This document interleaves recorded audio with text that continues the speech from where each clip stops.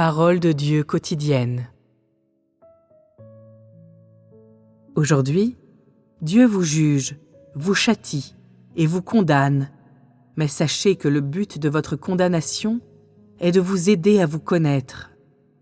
Il condamne, maudit, juge et châtie pour que tu puisses te connaître afin que ton tempérament puisse changer et en plus, pour que tu puisses connaître ta valeur et voir que toutes les actions de Dieu sont justes et conformes à son tempérament et aux exigences de son œuvre, qu'il travaille en accord avec son plan de salut pour l'homme, et qu'il est le Dieu juste qui aime, sauve, juge et châtie l'homme.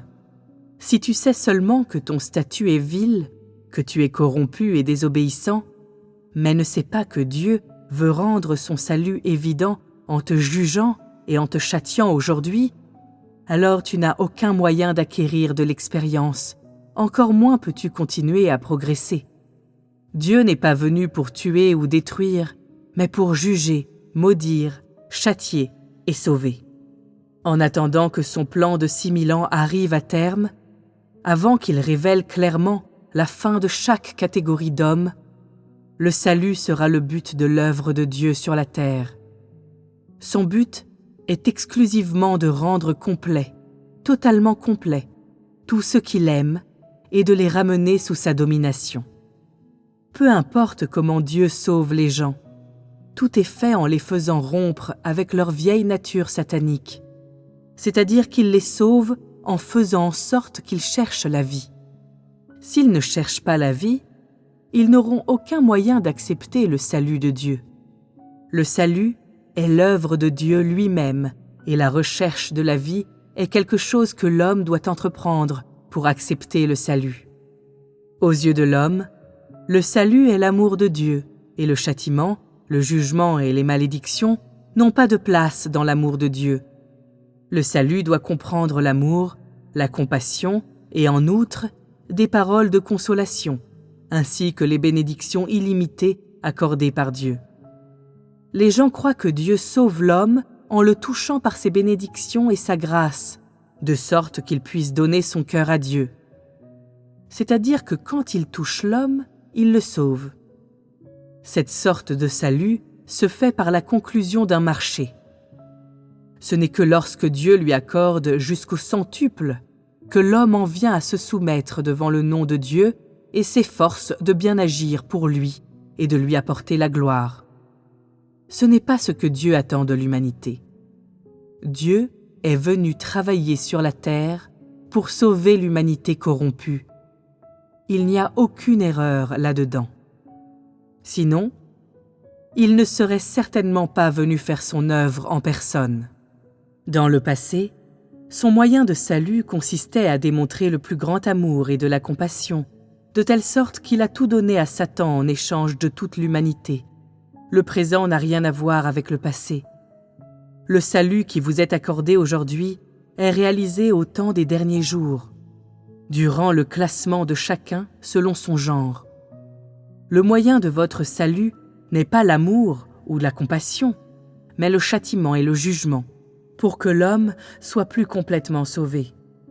Ainsi, vous ne recevez que le châtiment, le jugement et des coups impitoyables.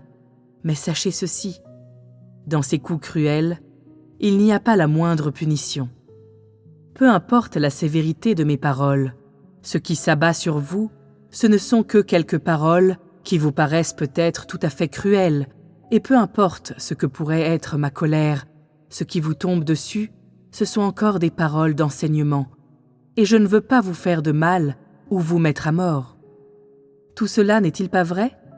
Sachez que de nos jours, que ce soit le juste jugement ou les purement cruels et le châtiment, tout est pour le salut. Peu importe si aujourd'hui chacun est classé selon son genre ou si les catégories d'hommes sont dévoilées, le but de toutes les paroles et de toute l'œuvre de Dieu est de sauver ceux qui aiment vraiment Dieu. Le juste jugement a lieu pour purifier l'homme et l'épurement cruel est fait pour le nettoyer. Les paroles sévères ou le châtiment sont tous les deux faits pour la purification et le salut. Ainsi, la méthode de salut d'aujourd'hui est différente de celle du passé. Aujourd'hui, vous obtenez le salut par le juste jugement, et c'est un bon outil pour classer chacun selon son genre. En plus, le châtiment impitoyable vous sert de salut suprême. Qu'avez-vous à dire par rapport à ce châtiment et à ce jugement? N'avez-vous pas toujours profité du salut du début à la fin? Vous avez vu Dieu incarné et vous avez découvert son omnipotence et sa sagesse. En outre, vous avez connu les coups et la discipline répétée. Cependant, n'avez-vous pas également reçu la grâce suprême? Vos bénédictions ne sont-elles pas supérieures à celles de n'importe qui d'autre? Vos grâces sont plus abondantes que la gloire et la richesse même de Salomon. Pensez-y, si mon intention, en venant sur la terre, était de vous condamner et de vous punir, plutôt que de vous sauver, auriez-vous vécu si longtemps? Vous, des êtres pécheurs de chair et d'os, auriez-vous pu survivre jusqu'à aujourd'hui? Si mon seul but avait été de vous punir, alors pourquoi serais-je devenu chair et aurais-je commencé une si grande entreprise? Vous punir, vous, simple mortel? Ne pouvait-il se faire en prononçant une seule parole? Aurais-je encore besoin de vous détruire après vous avoir volontairement condamné? Ne croyez-vous toujours pas ces paroles qui sont les miennes? Pourrais-je sauver l'homme seulement par l'amour et la compassion? Ou pourrais-je utiliser la crucifixion seulement pour sauver l'homme? Mon tempérament juste n'est-il pas plus propice à rendre l'homme complètement obéissant? N'est-il pas plus en mesure de bien sauver l'homme?